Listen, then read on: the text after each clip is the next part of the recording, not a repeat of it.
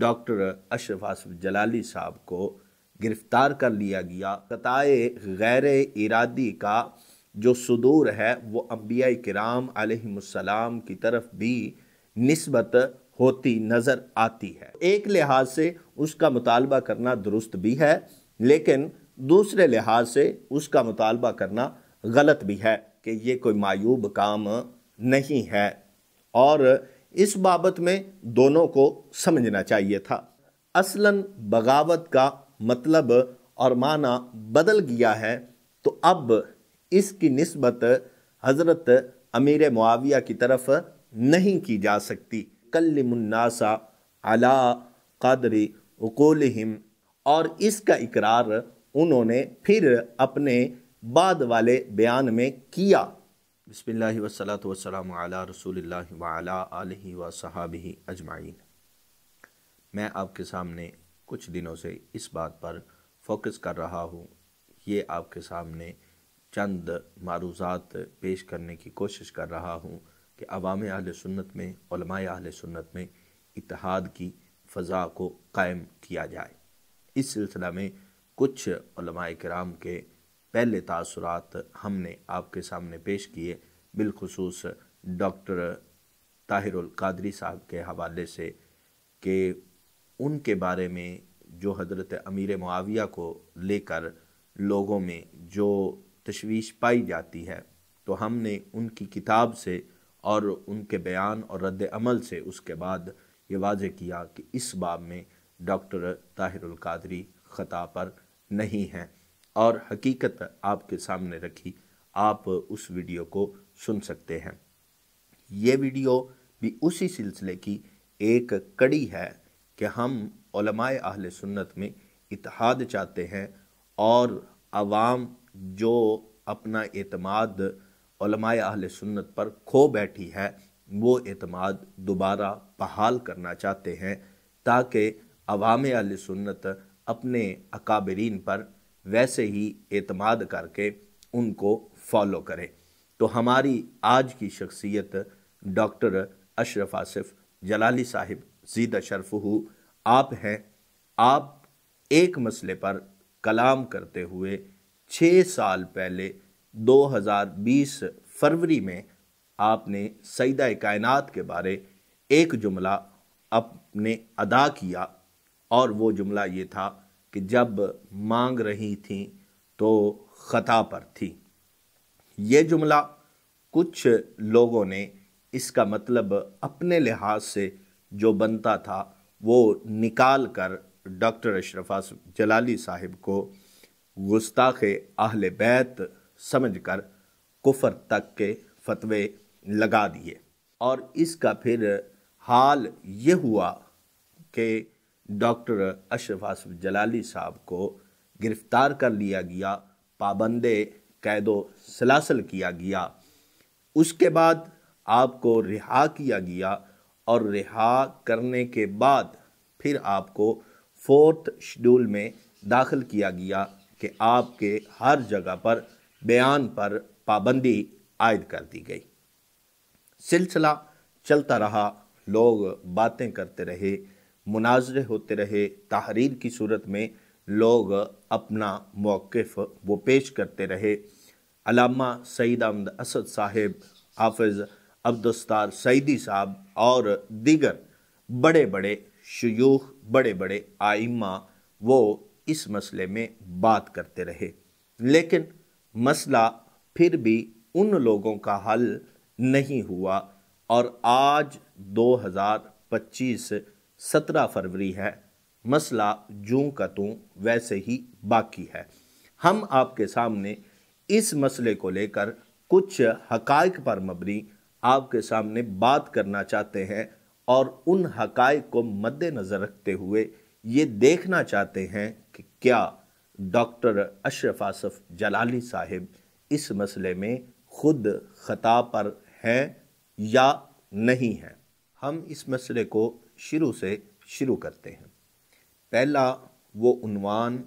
وہ سیمینار، وہ محفل جس میں ڈاکٹر اشرف آصف جلالی صاحب نے وہ بیان دیا، وہ کس حوالہ سے تھی؟ وہ بیان اور وہ محفل ایک رافضیہ عورت کے جواب میں، اس کے بیان کے رد میں وہ محفل تھی، اور اس میں ڈاکٹر صاحب رافضیہ کے جو عقائد ہیں ان پر جو ہے وہ مناظرانہ طور پر بات کرتے ہوئے ان کو جواب دے رہے تھے، اور استعمال لفظ وہ کیا جو ائمہ، فقہا اور مجتہدین نے پہلے استعمال کیا ہے۔ وہ لفظ خطا کا لفظ ہے، اور خطا کی نسبت سیدہ کائنات سلام اللہ علیہا کی طرف کرنا اس سے پہلے تک معیوب نہیں تھی۔ اگر ہم دیکھیں کتاب و سنت اور ہمارے جو بڑے ائمہ ہیں، علماء اہل سنت ہیں، ان کی کتابیں دیکھیں تو پتہ چلتا ہے کہ بڑے بڑے لوگوں کے لیے خطا کا لفظ استعمال کیا جاتا رہا ہے، بلکہ الفقہ الاکبر کے حوالے سے اگر دیکھیں تو اس میں خطائے غیر ارادی کا جو صدور ہے وہ انبیاء کرام علیہم السلام کی طرف بھی نسبت ہوتی نظر آتی ہے۔ مگر جب ڈاکٹر اشرف آصف جلالی صاحب زیدہ شرفہ آپ نے وہ لفظ استعمال کیا تو اس پر پھر اتنا انتشار اور فتنہ بپا کیوں ہوا؟ ہم سب سے پہلے دیکھتے ہیں کہ خطا کا معنی اور خطا اس سے مراد کون سی ہے۔ جب ڈاکٹر اشرف آصف جلالی صاحب کے بیانوں کی بات کریں تو اس میں آپ نے واضح طور پر یہ بیان کر دیا تھا کہ اس سے میری مراد خطائے اجتہادی ہے۔ اب ہم مسئلہ فدق کا مطالبہ دیکھتے ہیں۔ سیدہ کائنات سلام اللہ علیہا نے جب باغ فدق کا مطالبہ کیا تو اس وقت آپ کے سامنے آیت قرآنی یوصیکم اللہ فی اولادکم للذکر مثل حظ الانثیین یہ موجود تھی، اور اسی آیت پہ عمل کرتے ہوئے سیدہ کائنات نے حضرت سیدنا ابو بکر صدیق سے مطالبہ فدق کیا۔ لیکن جب آپ نے مطالبہ کیا تو حضرت سیدنا ابو بکر صدیق نے جو حدیث نبی پاک صلی اللہ علیہ وآلہ وسلم نے بیان فرمائی تھی وہ حضرت سیدتنا فاطمہ الزہرا سلام اللہ علیہا آپ کو بیان کی تو آپ نے سرخم تسلیم قبول کر لیا، اور اس کے بعد تا دم آخر دوبارہ کبھی بھی باغ فدق کا مطالبہ نہیں کیا۔ اب یہاں پر بات شروع ہوتی ہے کہ جب وہ قرآن پر عمل کر کے مطالبہ کر رہی تھیں تو حضرت ابو بکر صدیق نے جواب حدیث میں دیا تو آپ نے پھر مطالبہ ترک کر دیا، تو پھر خطا کہاں پر ہے؟ اس بات کو سمجھنے کے لیے ایک مثال میں آپ کے سامنے یوں بیان کر دیتا ہوں کہ ایک بندہ ہے، اس نے اپنے باغ کے لیے ایک رکھوالی کرنے والا بندہ نوکر رکھا ہوا ہے، اور اس کے ذمہ یہ لگایا ہے کہ یہ باغ کی رکھوالی آپ نے کرنی ہے، لیکن پھر وہ بندہ وہ باغ کسی دوسرے بندے کو بیچ دیتا ہے، تو وہ جو دوسرا بندہ خریدنے والا ہے وہ بھی اسی بندے کو رکھوالی کے لیے ویسا ہی رکھتا ہے، صرف پیپر ورک ہو جاتا ہے، اور وہ کہتے ہیں کہ جی جیسے آپ پہلے اس باغ کو سنبھال رہے تھے آپ ویسے سنبھالتے رہیں۔ اب جو پہلے بندے کا بیٹا ہے جس نے اس بندے کو نوکری پہ رکھا، اب وہ بندہ جب وہ ان سے مطالبہ کرے گا اس نوکر سے کہ یہ باغ میرا ہے اور یہ میرے ہینڈ اوور کیا جائے، تو وہ بندہ دوسرے مالک کا پتہ اس کو دے گا، اور پھر گواہوں کے ذریعے وہ بندہ تصدیق بھی کروائے گا۔ اب بیٹے کا مطالبہ کرنا اس باغ کا کہ یہ باغ میرے والد کا ہے، یہ کہنا ایک لحاظ سے اس کا مطالبہ کرنا درست بھی ہے، لیکن دوسرے لحاظ سے اس کا مطالبہ کرنا غلط بھی ہے۔ درست اس لحاظ سے ہے کہ وہ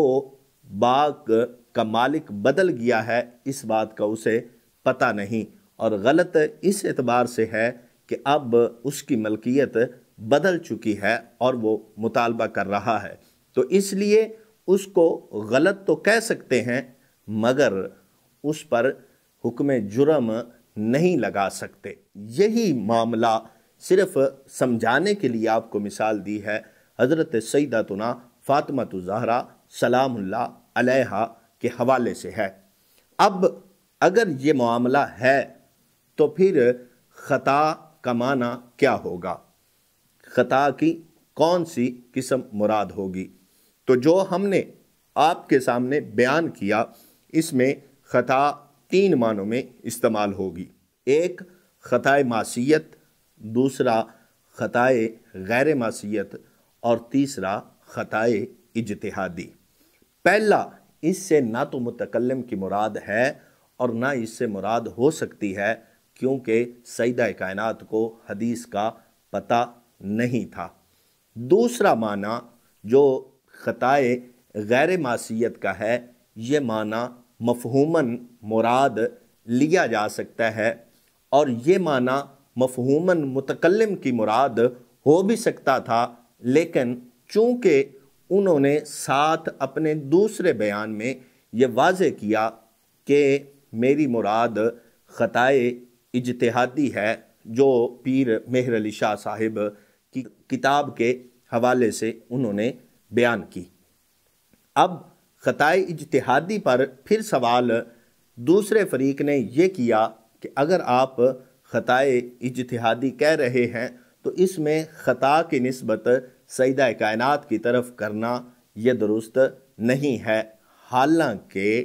خطائے اجتہادی کی نسبت جو ہے یہ اہل علم اور فضل یہ جانتے ہیں کہ یہ کوئی معیوب کام نہیں ہے، اور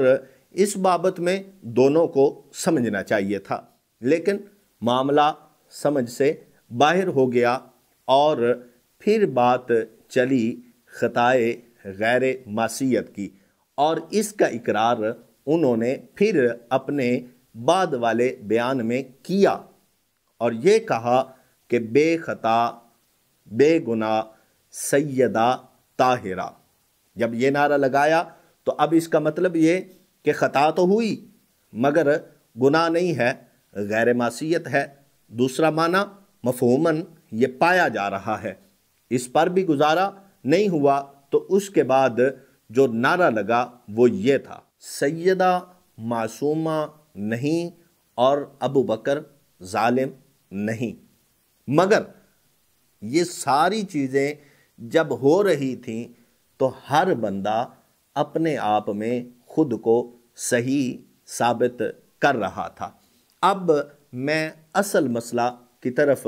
آپ کی توجہ دلانا چاہتا ہوں کہ جب بات یہ ہے کہ خطا کی نسبت سیدہ کائنات کی طرف خطائے غیر معصیت کی جائے تو پھر بھی کوئی مسئلہ نہیں ہوتا، خطائے اجتہادی کی جائے تو پھر بھی کوئی مسئلہ نہیں ہوتا، تو پھر مسئلہ ہوا کہاں پہ ہے؟ مسئلہ یہاں پہ ہوا ہے کہ اب خطا کا معنی اور مفہوم بدل گیا ہے۔ عرف عام میں اب خطا کوئی ایسا لفظ نہیں رہا کہ جس کی نسبت کسی اصحاب فضل و کمال کی طرف کی جا سکے، جیسا کہ صدر الشریعہ مولانا امجد علی اعظمی رحمۃ اللہ تعالی علیہ آپ اپنی کتاب میں حضرت طلحہ و زبیر کے بارے میں لکھتے ہوئے یہ ارشاد فرماتے ہیں کہ ان کی طرف خطا کی نسبت کرنا اب یہ جائز نہیں ہے کیونکہ ان کا رجوع ہے۔ ایسے ہی حضرت سیدنا امیر معاویہ رضی اللہ تعالی عنہ آپ نے جب حضرت علی رضی اللہ تعالی عنہ آپ کے مخالف جب نکلے تو آپ پر لفظ بغاوت اور باغی ہونا، یہ قدیم علماء لفظ بغاوت کا استعمال کرتے آئے ہیں، مگر چونکہ اب اصلاً بغاوت کا مطلب اور معنی بدل گیا ہے تو اب اس کی نسبت حضرت امیر معاویہ کی طرف نہیں کی جا سکتی۔ اصل مسئلہ خطا کا تھا، لفظ خطا کا، اور خطا آج صحیح معنوں میں استعمال نہیں ہوتا، تو اس لیے پھر انتخاب کرتے ہوئے یا بولتے ہوئے سیدہ کائنات کی طرف خطا کا کوئی متبادل جو لفظ ہے وہ استعمال کرنا چاہیے تھا، جس میں تسامح یا تسامح بھی مراد لیا جا سکتا ہے۔ لیکن اگر کوئی اس کا آلٹرنیٹ کوئی متبادل لفظ استعمال کرتے تو اس وقت جو عوام کو سمجھانا مقصود تھا وہ مسئلہ حل نہیں ہوتا۔ جب ہم ڈاکٹر اشرف آصف جلالی صاحب کے 2020 سے لے کر 2025 تک کے بیانات کو انالائز کرتے ہیں تو وہ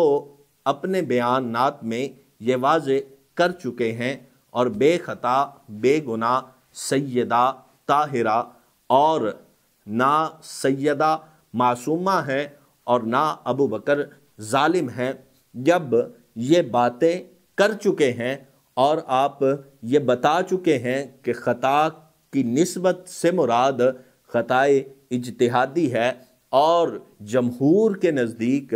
خطائے اجتہادی جو ہے وہ کوئی بھی عیب نہیں ہے، اور اگر خطائے غیر معصیت لیا جائے تو پھر بھی کوئی مسئلہ نہیں ہے، اور یہ بالکل عقیدہ اہل سنت والجماعت کے مطابق ہے۔ لیکن مسئلہ یہاں پہ یہ ہوا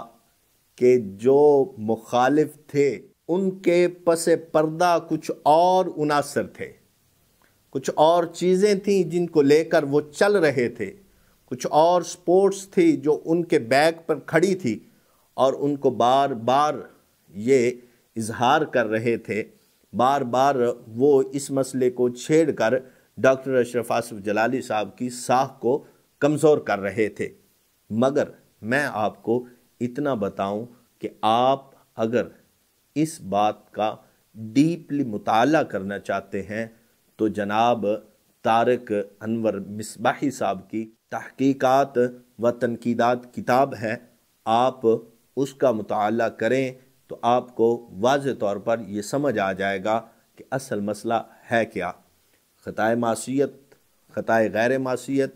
اور خطائے اجتہادی،